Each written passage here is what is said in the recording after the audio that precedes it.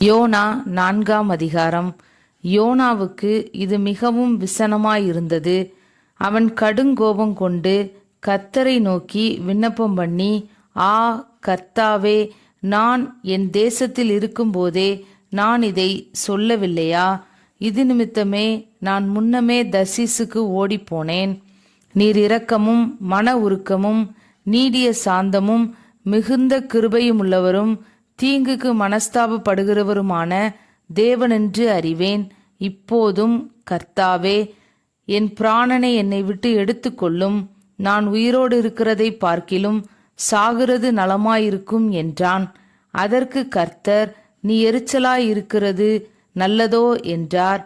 பின்பு யோனா நகரத்திலிருந்து புறப்பட்டு நகரத்திற்கு கிழக்கே போய் அங்கே தனக்கு ஒரு குடிசையை போட்டு நகரத்துக்கு சம்பவிக்கப் போகிறதை தான் பார்க்கும் மட்டும் அதன் கீழ் நிழலில் உட்கார்ந்திருந்தான்.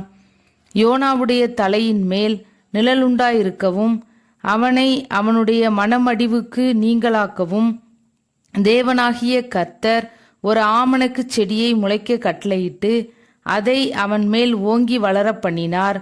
அந்த ஆமணக்கின் மேல் யோனா மிகவும் சந்தோஷப்பட்டான். மறுநாளிலோ கிழக்கு வெளுக்கும் நேரத்தில் தேவன் ஒரு பூச்சியை கட்டளையிட்டார். அது ஆமணக்கு செடியை அரித்து போட்டது. அதனால் அது காய்ந்து போயிற்று. சூரியன் உதித்த போது தேவன் உஷ்ணமான கீழ்காற்றை கட்டளையிட்டார். அப்பொழுது வெயில் யோனாவுடைய தலையில் படுகிறதினால் அவன் சோர்ந்து போய் தனக்குள்ளே சாவை விரும்பி, நான் உயிரோடு இருக்கிறதை பார்க்கிலும் சாகிறது நலமாயிருக்கும் என்றான். அப்பொழுது தேவன் யோனாவை நோக்கி, நீ ஆமணக்கு நிமித்தம் எரிச்சலாயிருக்கிறது நல்லதோ என்றார்.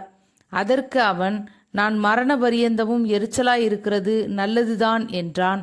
அதற்கு கர்த்தர், நீ பிரயாசப்படாததும் நீ வளர்க்காததும் ஒரு ராத்திரியிலே முளைத்ததும் ஒரு ராத்திரியிலே அழிந்து போனதுமான ஆமணக்குக்காக பரிதபிக்கிறாயே. வலதுகைக்கும் இடதுகைக்கும் வித்தியாசம் அறியாத 120,000 பேருக்கு அதிகமான மனுஷரும் அநேக மிருக ஜீவன்களும் இருக்கிற மகா நகரமாகிய நினிவேக்காக நான் பரிதபியாமல் இருப்பேனோ என்றார்.